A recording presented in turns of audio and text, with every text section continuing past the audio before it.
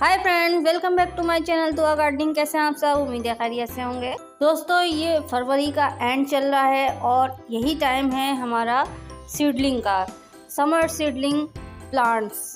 तो जो भी हमें अपने प्लांट्स घर में लगाने हैं और हम चाहते हैं कि फ़लानी चीज़ का पौधा हमारे घर में होना चाहिए और उसके सीड हमें अगर घर में ही मिल जाए तो घर में से ही सीड ले लें आप घर में, किचन में, या फिर आप सीड जो है वो परचेज़ भी कर सकते हैं। तो आज मैं अपने गार्डन में क्या क्या चीज़ें लगाने वाली हूँ, उगाने वाली हूँ, तो आप मेरे साथ बने रहिए, इस वीडियो को एंड तक ज़रूर देखिए। दोस्तों, मैं अपने घर में जो गार्डनिंग करती हूँ वो किचन की ज़रूरत के तहत करती हूँ कि मेरे किचन में इस्तेमाल होने वाली सब्जियाँ जो आसानी से घर में भी ग्रो हो जाती हैं, उग जाती हैं, वो मैं उगाऊँ। तो यहाँ पर मैंने जो मिर्च ली है ये तीखी वाली लंबी मिर्च है। जब ये हरी होती है तब तो इसके बीज हम इस्तेमाल नहीं कर सकते, लेकिन जब ये लाल हो जाए तब हम इसके बीजों को इस तरह हम किसी भी छोटे से गमले में लगा देंगे। तो इस तरह इसकी सीडलिंग होगी। आप भी साथ साथ मेरे साथ अपने गार्डन में इस तरह की चीज़ें लगा सकते हैं। तो जैसे जैसे ये बड़े होंगे और इसमें हमने क्या क्या चीज़ें अप्लाई करनी है, कौन सी दवा देनी है, कब इसकी कटिंग करनी है, सारी अपडेट मैं आपको साथ साथ देती रहूँगी। तो आप भी अपने घर में मेरे साथ ये सीड्स ज़रूर लगाएं। सिंपली यहाँ पे मैंने मिट्टी में इसके बीजों को बिखेर दिया है ऊपर में, और उसके ऊपर मैंने लीफ कंपोस्ट जो पत्तों की खाद होती है मैंने उसको स्प्रिंकल कर दिया है। लीफ कंपोस्ट नहीं है, कोकोपीट है। आप कोकोपीट भी आप इसके ऊपर स्प्रिंकल कर सकते हैं, या कुछ भी नहीं है तो सिर्फ आप मिट्टी को भी इसके ऊपर ढाक दें, इन बीजों को मिट्टी से भी। यहाँ मैंने कोकोपीट से ढाका है। उसका एक रीज़न है, वो ये कि ये कोकोपीट जो है ना बहुत हल्की होती है मिट्टी के मुकाबले में। तो मिट्टी में जो फुल मिट्टी में जो पौधे लगते हैं उनको बहुत ही ताकत लगानी पड़ती है ऊपर आने में। दोस्तों, आमतौर पर घर में दो ही किस्म की मिर्च इस्तेमाल होती हैं, एक लंबी वाली तीखी मिर्च और एक छोटी मोटी वाली जो कि इतनी तीखी नहीं होती है। तो यहाँ पर मैंने दोनों किस्म की मिर्च अलग अलग गमलों में लगाई हुई है। आप चाहें तो सीडलिंग ट्रे में, या जो जिसमें अंडे आते हैं, हमारे अंडों की जो ट्रे होती है, एग ट्रे, उसमें भी आप इसको उगा सकते हैं। और अगर आपके पास कुछ भी नहीं है तो अंडे तो हर घर में ही इस्तेमाल होते हैं सुबह नाश्ते में। उसको इस तरह तोड़ें ऊपर से सिर्फ, और उसको एक वो बाउल है समझ लें आप, वो एक सीडलिंग आपकी कप है। तो एज एगशेल आप इसको एगशेल में भी उगा सकते हैं। एगशेल में सिर्फ 2, 3 या 5 से ज़्यादा बीजें मत डालें। एगशेल सीडलिंग किस तरह करते हैं इसके ऊपर पूरी मेरी एक वीडियो बनी हुई है, मेरे चैनल पर जाके आप देख सकते हैं। इसके अलावा आपके पास गार्डनिंग के लिए अगर गमले नहीं भी हैं तब भी आप गार्डनिंग कर सकते हैं थैलियों में, या जो हमारे पास प्लास्टिक के कंटेनर, तेल के, पानी के कंटेनर खाली हो जाते हैं, या शैम्पू की जो बोतलें होती हैं, आप उसको भी कट करके उसमें गार्डनिंग कर सकते हैं। दोस्तों, जब भी आप कोई भी सीड लगाएं, सीडलिंग करें, फूल की, फल की या सब्ज़ी के पौधों की, तो आप उसमें भुट्टा ज़रूर शामिल करें। भुट्टे से होगा ये कि एक तो भुट्टा बहुत ही खूबसूरत होता है और उसकी हरी हरी घास होती है, वो शेड भी आपको प्रोवाइड करेगी आपकी छोटी छोटी सीडलिंग को। और वो पेस्ट कंट्रोल के लिए भी हमें भुट्टा उगाना होता है। ये एक ट्रिक है, ये एक लॉजिक है कि आप जब भी कोई भी सीडलिंग करते हैं फल, सब्ज़ी या फूल की, तो आप उसमें भुट्टा ज़रूर शामिल करते हैं। उससे होता ये है कि ये जो कीड़े वगैरह होते हैं वो भुट्टों की हरी हरी घास देख के उसमें जो है ना आके उसको ख़राब करते हैं, डैमेज करते हैं, और आपकी जो अपनी छोटी छोटी सीडलिंग होती हैं सब्जियों की, मिर्च, टमाटर, उसकी जो है ना उसको ख़राब नहीं करते हैं। तो इसलिए भुट्टा लगाना बहुत ज़रूरी है। बहुत ही जल्दी उग जाता है, देख सकते हैं आप, 7 दिनों में रिज़ल्ट है ये। दोस्तों, मिर्च का, टमाटर का पौधा जो होता है वो 7 दिनों में रिज़ल्ट आपको पता चल जाता है। आप घर के भी टमाटर उगा सकते हैं, या बीज भंडार से या नर्सरी से जाके, जहाँ पौधे वगैरह मिलते हैं वहाँ से जाके आप बीजों को परचेज़ भी कर सकते हैं, ख़रीद भी सकते हैं। टमाटर की कई क़िस्म हैं, गर्मियों वाले टमाटर भी आते हैं, सर्दियों में ग्रो करने के टमाटर भी अलग आते हैं, और हाइब्रिड वैरायटी के टमाटर भी होते हैं। चेरी टमाटो भी आप लगा सकते हैं अगर आपको पसंद है, तो आप घर में कुछ भी ग्रो कर सकते हैं।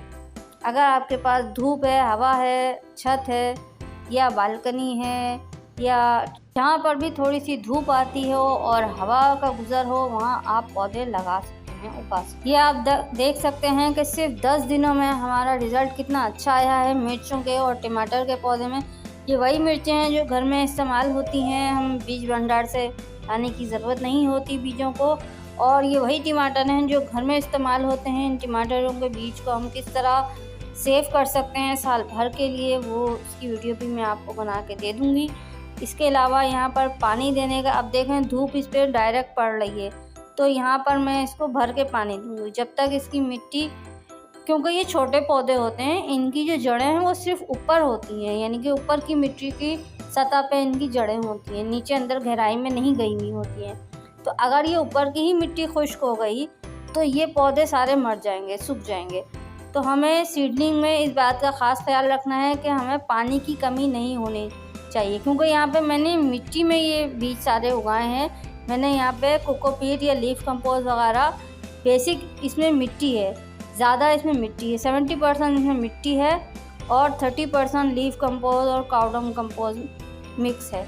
तो इसमें जो है ना पानी की कमी नहीं होनी चाहिए सीड्स में।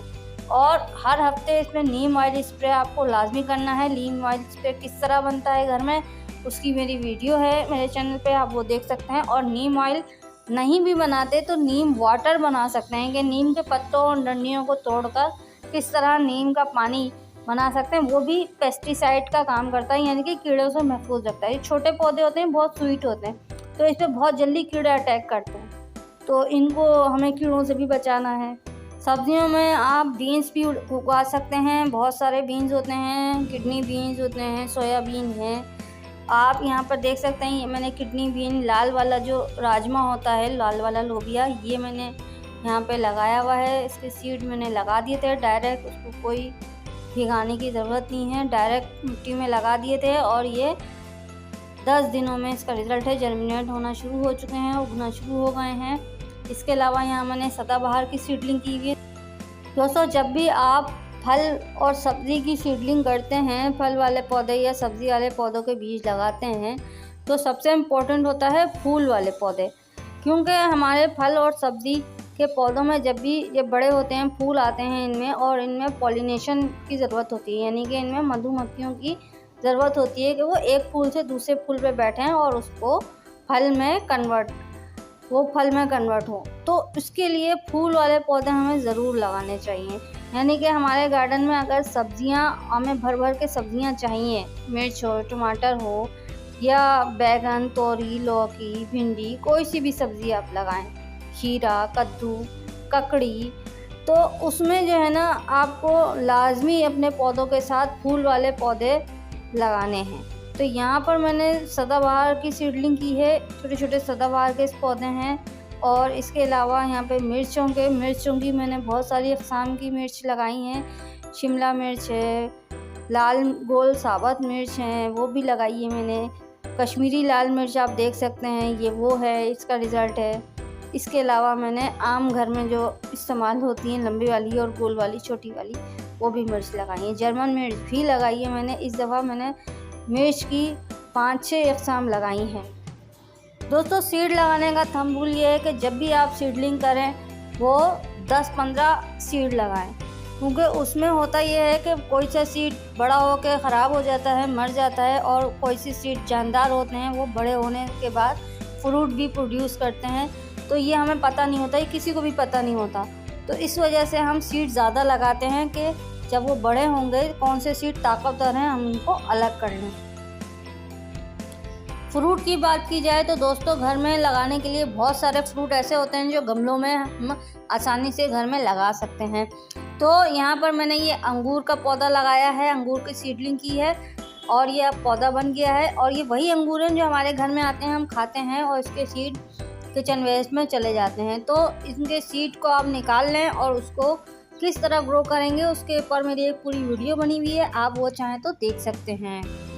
तो अपने घर में गर्मियों में उगने वाले फ्रूट जो हैं वो ज़रूर लगाएं। इसके अलावा ये आप राजमा देख सकते हैं, हमारे बेल वाली सब्ज़ी है ये। इसकी एक बेल होती है जो काफ़ी लंबी चली जाती है और इसकी भी कटिंग होती है 2G और 3G कटिंग। जैसे जैसे मैं अपने पौधों पे जो जो चीज़ें अप्लाई करती जाऊंगी वो चीज़ें मैं आपको अपडेट करती जाऊंगी। तो आप भी अपने घरों में इस तरीके से इस पैटर्न पे अगर सब्जियां उगाएंगे तो आपको ढेर सारी सब्जियां हासिल होंगी। इसके अलावा दोस्तों, जब आपके पौधे 1 महीने के हो जाएं, 1 महीने के बाद आपने इसको फर्टिलाइज़र देना है, यानी कि आप इसको खाद देनी है।